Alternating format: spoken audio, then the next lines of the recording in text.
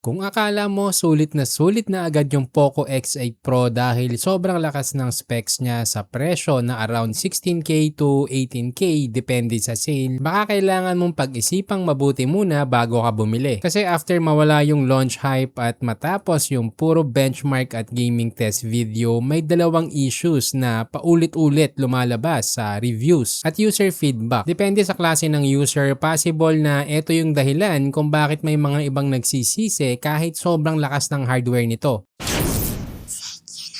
Real talk lang, sa papel sobrang ganda talaga ng package. AMOLED display na may 120Hz refresh rate, sobrang taas na brightness, malaking 6500 mAh battery, 100 watts fast charging, premium glass and metal build, tapos yung performance na nasa around 2 million pa sa ANTUTU score. Sa madaling salita, pag specs lang ang titingnan, parang imposible na may problema pa. Pero gaya ng ibang phones sa ganitong presyo, may compromises pa rin at minsan yung compromises na yon hindi agad napapansin sa first impression. Unahin natin yung unang issue, yung ultra-wide camera. Sa main camera, honestly, solid naman yung setup niya. May 50 megapixel Sony IMX882 sensor, may OIS pa, tapos kaya pang mag 4K at 60 FPS video recording. So kung normal shots lang, daylight photos, quick videos o casual upload sa social media, possible na satisfied ka naman sa output. Actually, para sa presyo niya, okay na okay yung main camera performance, lalo na kung maganda yung ilaw. Pero pag lumipat ka na sa ultra-wide, dun mo na agad mapapansin yung downgrade. Ito yung isa sa pinaka-common complaint tungkol dito, yung 8 megapixel ultra-wide sensor niya. Kapag maganda ang ilaw, usable naman, pero once na i-compare mo side by side, mapapansin mo agad na mas soft yung details at minsan hindi consistent yung kulay. Ngayon, kung casual user ka lang na mostly main camera ang ginagamit, hindi naman malaking problema to sa'yo. Pero kung isa ka sa mga users na gusto ng balance lahat ng cameras, possible dito ka medyo ma-disappoint. At realistic lang din naman, madalas sa ganitong price range may isang area talaga na tinitipid para mapalakas yung ibang specs. Sa case nitong phone na to, obvious na mas priority nila yung performance at battery kaysa camera balance. At ngayon punta tayo sa pangalawang issue at para sa akin ito yung mas importante sa long-term experience. Isa sa pinaka-common na reklamo tungkol dito ay yung HyperOS. Again, hindi ibig sabihin unusable agad yung phone. Hindi naman ganun kalala pero may mga users kasi na nagsasabi na medyo makalat yung software experience out of the box. Meaning may mga pre-installed apps na hindi naman kailangan ng ibang users. Minsan may mga duplicate apps pa for the same function. Tapos depende sa settings at region, may mga extra recommendations o notifications na posibleng maging annoying habang tumatagal. Especially kung gusto mo ng simple at clean interface. May mga users kasi na okay lang sa kanila yung ganitong setup. Pero may iba na pag turn on pa lang ng phone, gusto nila clean na agad yung experience without extra setup. Ang maganda naman, karamihan ng extra apps pwede naman i-uninstall o i-disable. So hindi naman siya automatic deal breaker para sa lahat. Ngayon, ito yung importante. Ibig bang sabihin nito hindi na sulit yung phone? Honestly, depende talaga sa klase ng user. Kasi kahit may issues siya, hindi pa rin natin maikakaila na sobrang lakas pa rin ng overall value nito para sa presyo. Yung performance sobrang hirap tapatan sa around 16K to 18K range. Kung gamer ka, heavy user o mahilig mag-multitask, sobrang attractive pa rin nung package niya. Yung 6500 mAh battery plus 100 watts charging pa lang, malaking advantage na agad. Pero ito kasi yung klase ng phone na kailangan align sa priorities mo. Kung camera heavy user ka, lalo na mahilig kang gumamit ng ultra-wide shots, possible na dito ka madidisappoint. At kung sobrang importante sa'yo ng clean software experience, lalo na kung galing ka sa iPhone, mapapansin mo rin agad yung software issues. Kaya bago ka bumili, wag puro specs lang yung titingnan mo. Kasi minsan kahit sobrang lakas, may compromises pa rin. At minsan doon nagsisimula yung buyer's regret ng ibang tao. Kung nalilito ka pa rin kung bagay ba sa'yo yung ganitong klase ng phone, comment mo lang kung ano talaga ang priority mo sa smartphone para matulungan kita mag-decide bago gumastos. Check mo na rin yung link sa description para makita yung latest price at kung may sulit deal ngayon. Kung gusto mo pa ng ganitong decision guide, like, share at mag-subscribe.